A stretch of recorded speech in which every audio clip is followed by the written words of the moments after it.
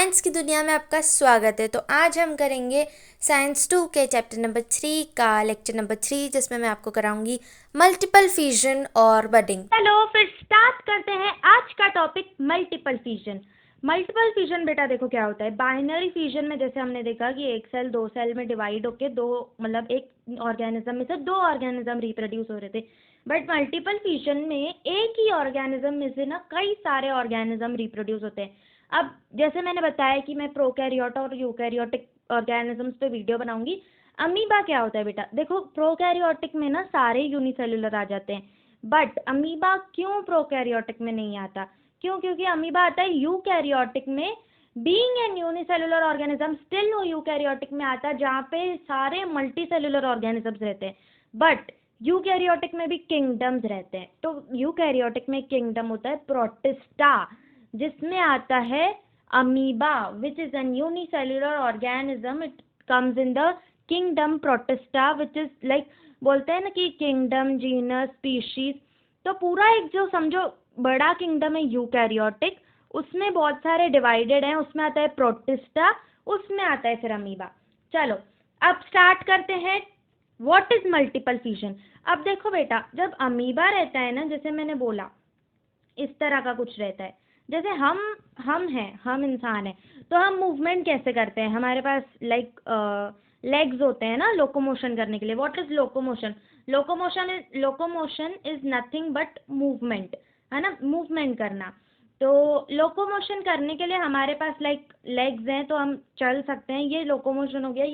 ये हमारी मूवमेंट का जरिया हमारे पैर हैं, तो ये लोकोमोशन हम परफॉर्म कर रहे हैं। अमीबा के पास सेम लोकोमोशन के लिए यानी मूवमेंट के लिए क्या होता है बेटा? अमीबा के पास मूवमेंट के लिए होता है सूडोपोडिया। यानी किस तरीके से अमीबा मूवमेंट करेगा? वो सूडोपोडिया के हेल्प से मूवमेंट करेगा। सूडोपोडिया होता कैसा है? जो तुमने देखा है, जो मैंने बताया था, इरेगुलर शेप है, ये इस तरह का कुछ अमीबा होता है। तो ये जो होता है ना बेटा, ये ही है सूडोपोडिया। ठीक है बेटा, यही है सूडोपोडिया। तो जब कंडीशंस जो रहती है ना, जब जैसे मैंने तुमको बताया कि फेवरेबल कंडीशंस में अमीबा रिप्रोड्यूस करता है, ठीक है। तो क्या होता है कभी कभी कि बहुत सारे एडवर्स ऐसे कंडीशंस आ जाते हैं जब लैक ऑफ फूड होता है। लैक ऑफ फूड यानी खाने की कमी है, इन्वायरमेंटल कंडीशंस उनके अकॉर्डिंग नहीं है। तो अमीबा क्या करता है, ये जो इसके सूडोपोडिया है ना, इसको विथड्रॉ कर लेता है। विथड्रॉ यानी इनको अपने मतलब सूडोपोडिया को अंदर ले लेता है, ठीक है। और कैसा हो जाता है? ऐसा राउंड बन जाता है। यानी ये सूडोपोडिया को ये ऐसे अंदर ले लेता है, विथड्रॉ कर लेता है। जो बाहर रहते हैं ना उसको अंदर ले लेता है सूडोपोडिया को, और ऐसे राउंड बन जाता है। तो जैसे वो ये राउंड बन जाता है ना बेटा, तो वो अपने आसपास एक सिस्ट की कवरिंग चढ़ा लेता है। काय की कवरिंग? सिस्ट की। सिस्ट क्या है? अब सिस्ट जो होता है मतलब ये कवरिंग रहती है, अमीबा अपने बाहर अनफेवरेबल कंडीशंस में चढ़ा लेता है जब लैक ऑफ फूड है या उसके अकॉर्डिंग इन्वायरमेंटल फैक्टर्स नहीं है, तो ये एक सिस्ट की कवरिंग चढ़ा लेता है। तो ये क्या होता है, जब सिस्ट की कवरिंग चढ़ जाती है ना, अंदर जो है, अब अंदर तो उसका अब अंदर ना रिप्रोडक्शन यानी मतलब रिप्रोडक्शन चालू हो जाता है। यानी ये देखो, ये ऐसे न्यूक्लियस जो है ना, न्यूक्लियस एक रहेगा ना, तो nucleus divide, redivide, multiply, replicate होना अंदर ही चालू हो जाते हैं। फिर क्या होता है, ये जो रहते हैं ये सब सेफ रहते हैं। वो न्यूक्लियस सारे अंदर रहते हैं। साइटोप्लाज्मिक डिवीजन को फॉलो करते हुए न्यूक्लियस भी डिवाइड, रीडिवाइड और रेप्लिकेट होते रहते हैं। पर न्यूक्लियस अंदर ही रहते हैं तब तक जब तक कंडीशंस बराबर नहीं हो जाती। अब खराब कंडीशंस है, तो अमीबा ने क्या किया, अपने सूडोपोडिया को अंदर ले लिया और सिस्ट की एक कवरिंग चढ़ा दी, जो कि जिसके वजह से अंदर क्या हुआ, न्यूक्लियस डिवाइड, रीडिवाइड और रेप्लिकेट होते गए, बहुत सारे होते गए। फिर फेवरेबल कंडीशंस में क्या होता है बेटा? फेवरेबल कंडीशंस में जब उसके पास खाना है, जब उसके पास सब कुछ मतलब अच्छा इन्वायरमेंट है जैसा जिसमें वो कंफर्टेबल है, उसमें क्या होता है, सिस्ट की जो ये कवरिंग रहती है ना बेटा, ये कवरिंग टूट जाती है। ये जो सिस्ट की कवरिंग रहती है ये ब्रेक हो जाती है। जैसे ही ये ब्रेक होती है अंदर के सारे न्यूक्लियाई उससे बाहर आ जाते हैं, अमीबा से बाहर आ जाते हैं, अलग हो जाते हैं। यानी अमीबा में अंदर जो डिवाइड रिडिवाइड रेप्लिकेट जो न्यूक्लियस हो रहे रहते हैं ना, वो बाहर आ जाते हैं। सिस्ट की कवरिंग ब्रेक होने से बाहर आके वो अपना एक इंडिपेंडेंट एग्जिस्टेंस बना लेते हैं। यानी एक अमीबा में से बहुत सारे अमीबा बन गए, क्योंकि न्यूक्लियस है, सेल में न्यूक्लियस है। ठीक है बेटा, यानी अमीबा से डॉटर अमीबा बहुत सारी बन जाती है। जो न्यूक्लियाई रहते हैं ना, वो सिस्ट के ब्रेक होने से बाहर आ जाते हैं। जैसे ही वो बाहर आए, वो अपनी एक प्लाज्मा मेम्ब्रेन बना के अपना एक इंडिपेंडेंट एग्जिस्टेंस ले लेते हैं। यानी बहुत सारे अमीबा हो जाते हैं फिर। यानी एक अमीबा में से बहुत सारे अमीबा बन जाते हैं। इस तरह होता है multiple fission. Fission is nothing but the breakdown, जैसे मैंने हमेशा तुमको पिछली क्लास में भी बहुत बार बताया था। क्या हुआ? सिस्ट ब्रेकडाउन हुआ, बहुत सारे न्यूक्लियाई बाहर निकले, बाहर निकल के इंडिपेंडेंट एग्जिस्टेंस, यानी अभी वो इंडिपेंडेंटली एक ऑर्गेनिज्म की तरह एग्जिस्ट कर सकते हैं। यानी क्या हुआ? यानी अमीबा बाहर निकल के एक अमीबा में से बहुत सारे अमीबा बन गए जब फेवरेबल कंडीशंस थी, जब वो बाहर निकल सकते थे। तो बाहर निकलने जब वो कंडीशंस थी तो सिस्ट टूट गई। अब आते हैं हम इसकी रीडिंग पे। Multiple fission, asexual reproduction by multiple fission is perform by amoeba. Amoeba like इसका बेटा एक एग्जाम्पल हो गया। ठीक है, मल्टीपल फिजन कभी भी आया ना तो आंख बंद करके उसका एग्जाम्पल अमीबा लिख के आना। Asexual reproduction by multiple fission is perform by amoeba and other similar protist. Protist बोला ना, यानी जो भी प्रोटिस्ट वाले किंगडम में आते हैं वो मल्टीपल फिजन परफॉर्म कर सकते हैं। उसके बाद यानी जैसे पैरामीशियम भी हो गया। ठीक है, amoeba stops the formation of pseudopodia. यानी अमीबा क्या करता है, सूडोपोडिया का फॉर्मेशन स्टॉप कर देता है and thereby movements. Movements कैसे बेटा? सूडोपोडिया ही नहीं है तो मूव कैसे करेगा? सूडोपोडिया किसमें हेल्प करता है? लोकोमोशन में। लोकोमोशन क्या होता है? मूवमेंट। लोकोमोशन क्या होता है? मूवमेंट। तो अगर सूडोपोडिया ही उसने विथड्रॉ कर लिया, अगर सूडोपोडिया ही उसने क्या कर लिया बेटा, अगर सूडोपोडिया ही विथड्रॉ कर लिया, सूडोपोडिया का ही फॉर्मेशन अगर स्टॉप कर दिया तो मूवमेंट कैसे होगी? यानी अमीबा क्या करता है? Stops formation of pseudopodia thereby movement.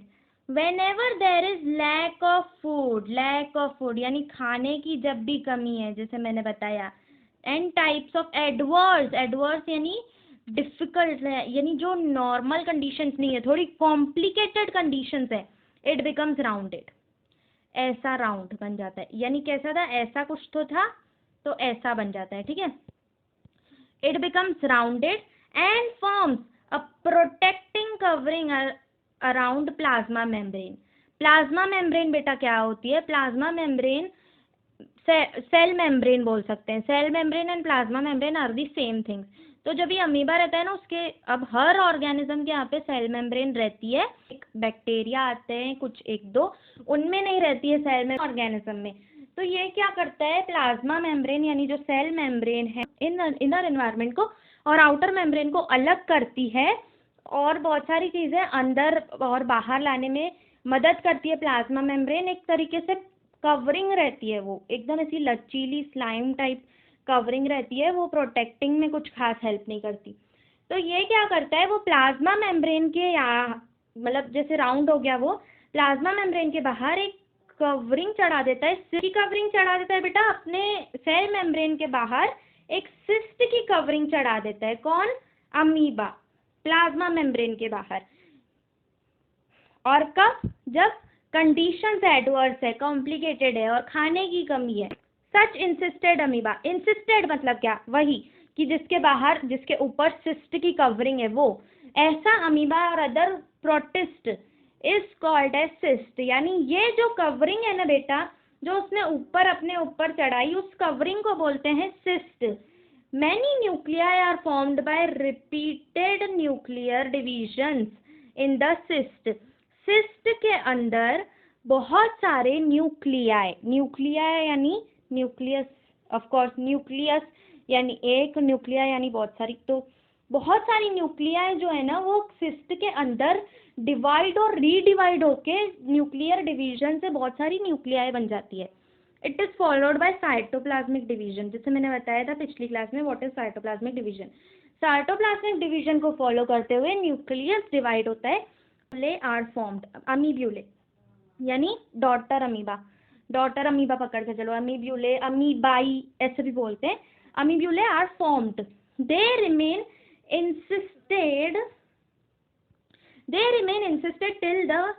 Till they remain, जैसे मैंने बताया जब तक वहां पर कॉम्प्लिकेटेड कंडीशंस होगी, they remain encysted till there are adverse conditions, जब तक वहां पर कॉम्प्लिकेटेड कंडीशंस होती होगी तो वो उस कवरिंग के अंदर ही रहते हैं। यानी देखा ये कितना, मतलब कितनी चीज ऐसी है, पढ़ने लायक चीज है कि जब न्यूक्लियस, मतलब जब रिप्रोडक्शन कब किया उसने, जब देखो लैक ऑफ रिप्रोडक्शन तो चलते ही रहता है बेटा, कंडीशंस में चलते ही रहता है, फेवरेबल कंडीशंस में रिप्रोडक्शन चलते ही रहता है। पर जब अनफेवरेबल कंडीशंस थी तो अमीबा ने अपने आप को और अपने अंदर जो न्यूक्लियस डिवाइड रीडिवाइड हो रहा है, साइटोप्लाज्मिक डिवीजन जो भी हो रहा है, उसको अपने आप को और उसको बचाने के लिए क्या किया, प्लाज्मा मेम्ब्रेन के आर पार एक सिस्ट की कवरिंग तैयार कर दी जिसके अंदर वो प्रोटेक्टेड रहे। कब तक, जब तक कंडीशंस कॉम्प्लिकेटेड है, अच्छी नहीं है, उनके अनुसार नहीं है। जैसे ही कंडीशंस अच्छी हो गई, सिस्ट ब्रेक हो जाता है और सारी न्यूक्लियस मतलब अमीबा के रूप में बाहर निकल जाती है और अपना इंडिपेंडेंट एग्जिस्टेंस बना लेती है। यानी ऑर्गेनिज्म बच भी गया, सरवाइव भी कर लिया, और लैक ऑफ खराब कंडीशंस में रिप्रोडक्शन भी हो गया, सब हो गया, और एक नया ऑर्गेनिज्म प्रॉपरली तैयार होके अच्छे कंडीशंस में एग्जीक्यूट भी हो गया बाहर। तो जब तक एडवर्स कंडीशंस रहती है ना, कॉम्प्लिकेटेड कंडीशंस रहती है, तो वो सिस्ट रहती है उसके आजू बाजू। फिर cyst breakdown on arrival of favourable conditions, जैसे ही अच्छी कंडीशंस आई सिस्ट का ब्रेक हो जाती है, सिस्ट ब्रेक हो जाती है, आर रिलीज्ड। ओके बेटा, यानी जैसे ही सिस्ट ब्रेक हुई फिर बहुत सारे अमीबा रिलीज हो जाते हैं।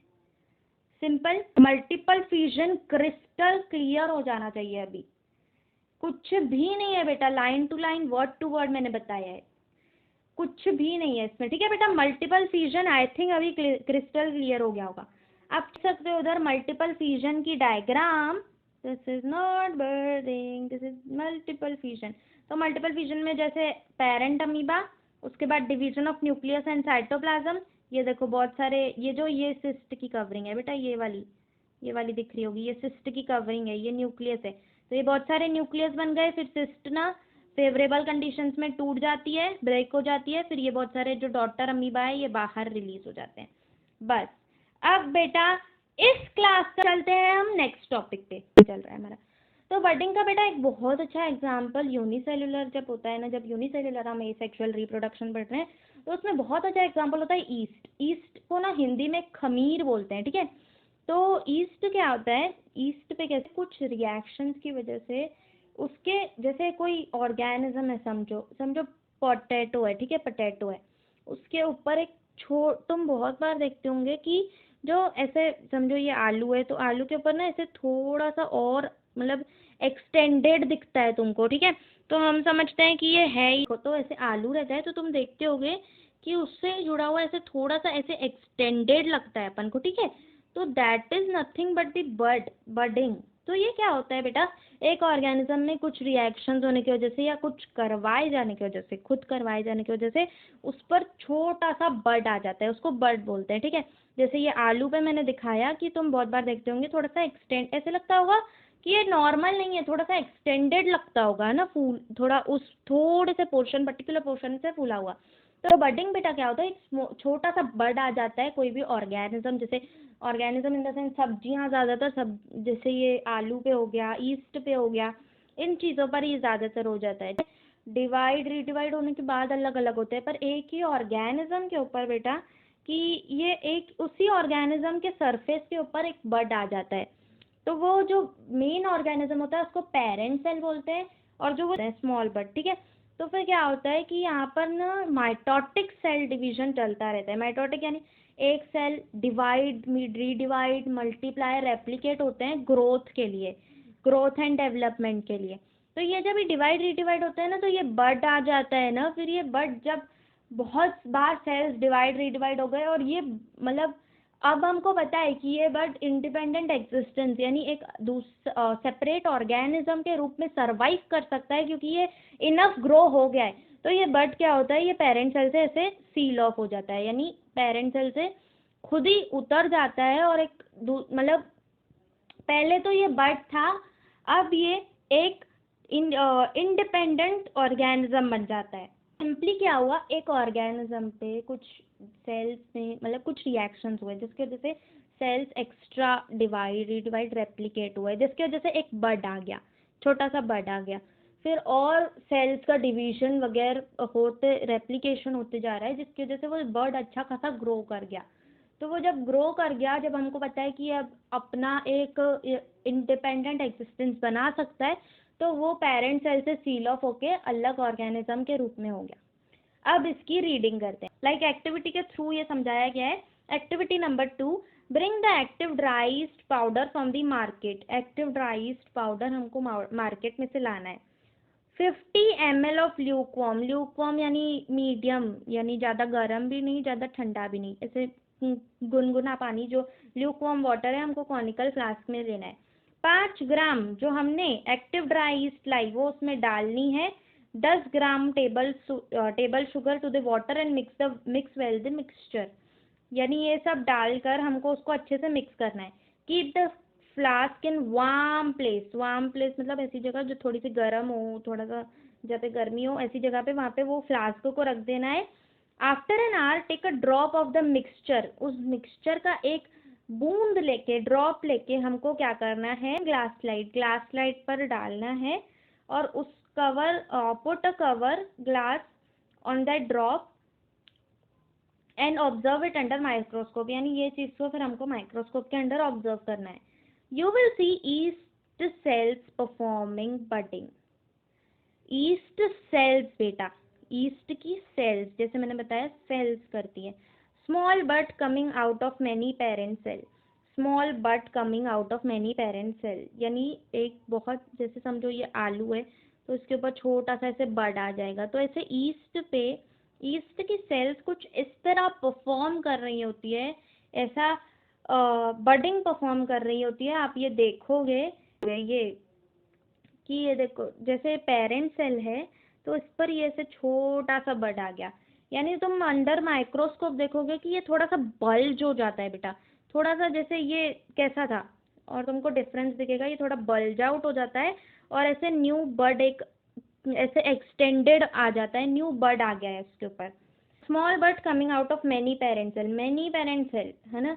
Asexual reproduction occurs by budding in yeast a unicellular fungus. Yeast एक ऐसा यूनिसेलुलर फंगस है जिसपे एसेक्सुअल रिप्रोडक्शन किस तरह होता है, बडिंग की तरह होता है।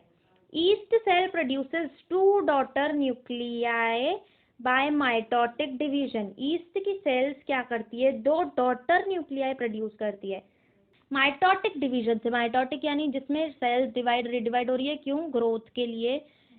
तो ईस्ट की सेल्स क्या करती है, 2 डॉटर न्यूक्लियाई बना देती है माइटोटिक डिवीजन से, so as to reproduce by budding. तो ये बडिंग के थ्रू ये रिप्रोड्यूस करती है, ठीक है। This yeast cell is called as parent cell. ये जो ईस्ट सेल है ये जो है ये है पेरेंट सेल, इसको बोलते हैं पेरेंट सेल। उसके बाद a small bulge appears on the surface of the parent cell. एक छोटा सा बल्ज, ये बल्ज तुमको, ये वाला बल्ज तुमको दिखेगा कि वो पेरेंट सेल के ऊपर अपीयर हो रहा है। This bulge is actually a bud, this is nothing but the bud बेटा, ये एक बड होगा। On one of the 2 daughter nuclei enters this bud, यानी जो 2 डॉटर न्यूक्लियाई बनी वो इस बड में एंटर करती हैं। आफ्टर सफिशिएंट ग्रोथ, यानी न्यूक्लियस देखो हर बार ऐसा ही होता है, पहले न्यूक्लियस डिवाइड होता है, पहले न्यूक्लियस का डिवीजन होता है, फिर वो सेपरेट करके इंडिपेंडेंट एग्जिस्टेंस बनाता है।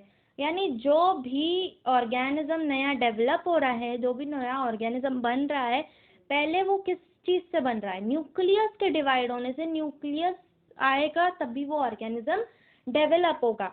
तो 2 daughter nuclear enters this bud after sufficient growth, मतलब एक बार वो सफिशिएंटली ग्रोथ कर दिया, but separate from the parent cell.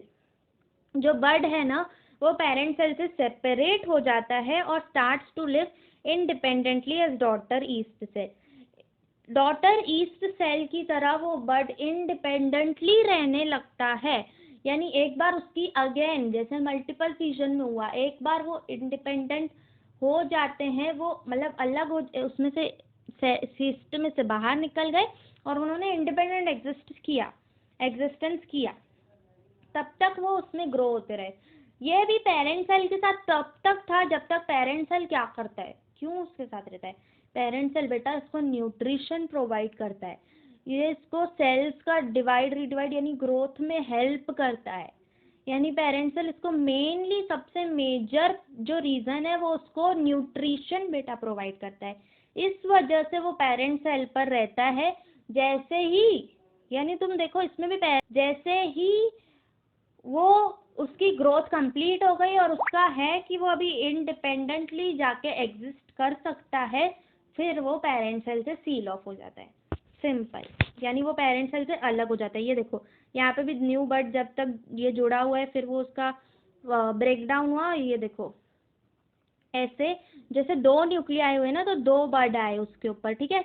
यानी फिर जैसे न्यूक्लियाई उस बर्ड में एंटर हुआ, उसकी ग्रोथ कंप्लीट हुई, सफिशिएंट हो गया वो कि इंडिपेंडेंट एग्जिस्टेंस बना हुआ, फिर वो बर्ड अलग हो जाता है उससे, फिर वो इंडिपेंडेंट ऑर्गेनिज्म हो जाता है। सिंपल बेटा, wording should be crystal clear to you if you are attentive enough. Okay, thank you, पढ़ते रहो।